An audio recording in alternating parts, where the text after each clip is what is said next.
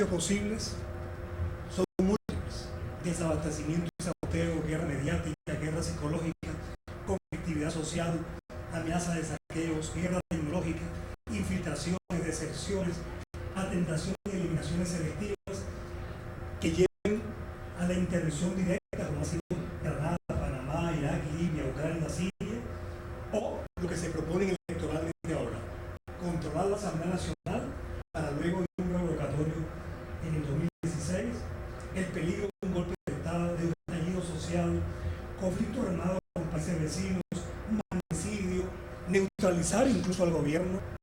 ¿De qué manera impacta esta coyuntura política internacional la salud? La salud en esa guerra de cuarta generación, el objetivo inmediato de la derecha y la oposición es declarar una emergencia nacional en salud como factor de deslegitimación del gobierno. Hay suficiente información que nos lleva a esta conclusión. Ya se viene utilizando el desabastecimiento de medicinas e insumos para promover conflictividad social. Ya empiezan a aparecer casos de muerte en clínicas privadas y el culpable es el gobierno. No se consiguen las medicinas, no se consiguen los insumos. En esto toda una campaña que por supuesto va a arreciar en los próximos meses preparando el momento electoral. Magnificar el deterioro de la atención médica, impedir que los hospitales funcionen, saboteo de equipos e instalaciones. Hay suficientes pruebas, pero también ya llega a los CDI, no solamente en los hospitales donde tenemos la gran mayoría de los especialistas opositores. En el caso de anestesiología, de radiología, daños en los equipos.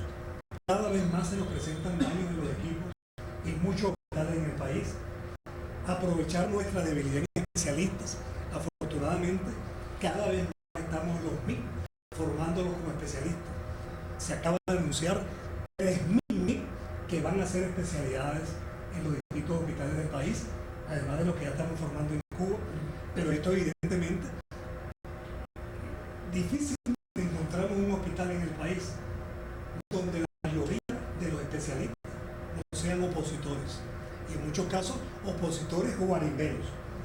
La dificultad que se empieza a encontrar en las clínicas privadas.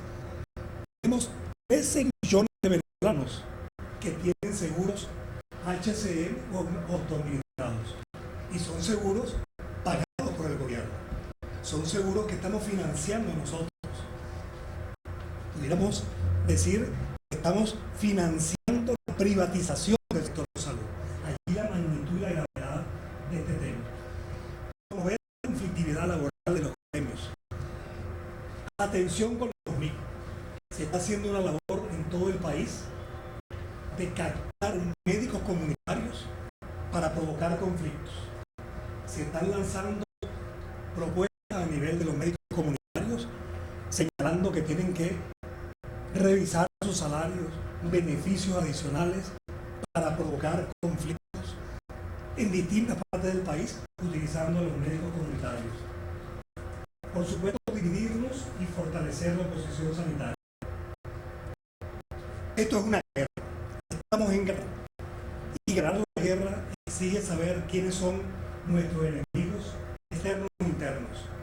Nuestro primer enemigo, por supuesto, tiene que ver con las clínicas privadas y los médicos que necesitan que la salud siga en crisis. Si tenemos 13 millones de venezolanos que tienen seguros HCM autoadministrados, evidentemente, nos comentaban unos colegas que estuvimos recientemente en Maracaibo, en el oriente del país, las clínicas privadas han empezado a no recibir pacientes que tengan seguros del gobierno, a menos que les lleven el cheque en la mano. Imagínense ustedes lo que significa que se generalice esa política en todo el país. Es como que las clínicas privadas no tienen de alguna manera controlado en ese sentido. El afán de riqueza fácil de los negociantes de la salud, muchos lamentablemente camuflados políticamente, buscan contactos, ofrecen comisiones, medicalizados y centrados en la enfermedad. Todo ello tiene que ver con nuestros enemigos externos e internos. ¿Cuál son las áreas críticas en el sector salud? Indudablemente, hospitales, medicamentos e insumos, los trabajadores de la salud, gremios y sindicatos, y adentro bien. Adentro hemos tenido debilidades, tenemos fallas. Nuestras asambleas mensuales, los 596 centros del país, bueno, recogemos tantas fallas, infraestructura, insumos, seguridad, eso que recogemos todos los meses en la asamblea. Hemos tenido fallas indudablemente en Barrio Adentro. ¿Qué hacer? Ya está en marcha todo un plan del Ministerio para garantizar medicamentos e insumos. Todo un conjunto de acciones para elevar la capacidad resolutiva de los hospitales. Hay un relanzamiento de Barrio Adentro en marcha. Hay toda una propuesta de organización y politización. Pero esto no es que lo tengamos resuelto. No es verdad que esta situación esté bajo control. Es realmente todo un peligro a nivel nacional en estas áreas críticas que nos plantean esas tareas inmediatas.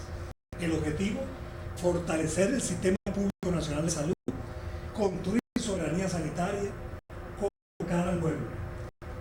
Las propuestas para la política de salud y la reorganización del Sistema Público Único Nacional de Salud. Y hacemos énfasis en lo de único, porque mientras sigamos con la dispersión, el Seguro Social por su lado, el Ministerio de Salud por el otro, Barrio Adentro en otro lado, y PASMESA, hay más de 600 organismos prestadores de servicios de salud en el sector público. Y esa situación evidentemente que es una gran debilidad. El sistema único, en nuestra opinión, es fundamental. ¿Qué hacer? En primer lugar, avanzar con el Consejo del Poder Popular en Salud. Participación protagónica y movilización del pueblo para lograr la unificación del sistema de salud, sistema único de salud. Una ley de salud acorde con la Constitución que reorganice el Sistema Público Nacional de Salud. Definir una política para poner fin a los subsidios públicos a las clínicas privadas. Por supuesto, no podemos eliminar los HCM y los seguros administrados hasta que no mejoremos el funcionamiento de nuestros hospitales, de nuestros CDI.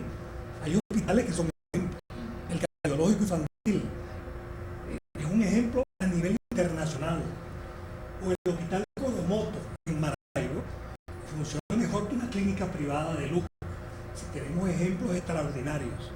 Pero todos sabemos que hay fallas todavía importantes en nuestra red hospitalaria. Cambiar el concepto de salud como enfermedad y asumir el buen vivir como concepto de salud integral. Seguimos atrapados en la enfermología.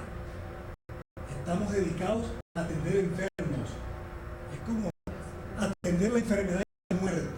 Necesitamos un sistema de salud que se proponga la salud y la vida, que es como entendemos el buen vivir, que significa no solamente trabajar en el consultorio atendiendo pacientes o ir a la casa de las personas a buscar enfermos o potenciales enfermos, sino trabajar con la escuela, el campo deportivo, la fábrica, la cultura, el deporte, plantearnos la salud como buen vivir. Pero asimismo, el relanzamiento de Barrio Adentro, que no es una tarea solamente del ministerio, es una tarea de los trabajadores de Barrio Adentro, es una tarea de los beneficiarios, de la gente que se sirve de las instalaciones de Barrio Adentro. Esa es una tarea de todos y es fundamental, es una tarea política. El plan de emergencia para mejorar los hospitales, que ya comienza a verse los efectos, aprobar y poner en práctica el Plan Nacional de Salud, políticas inmediatas para confrontar el desabastecimiento en salud, activar convenios con países amigos que producen medicamentos, China, India, Brasil, como ya se comienza a hacer, activar nuestras fábricas de medicamentos, mejorar la atención médica, fortalecer centros públicos, el plan de emergencia para hospitales, programa nacional para enfrentar la violencia como problema de salud pública, salud mental, el primer problema de salud pública del país, es violencia social, violencia familiar, suicidio, es todo el tema de las adicciones, no solamente el alcohol, las drogas, es todo el tema de adicciones, pero que incluye también esa guerra psicológica, esa guerra mediática, que tenemos que hacerle frente con un problema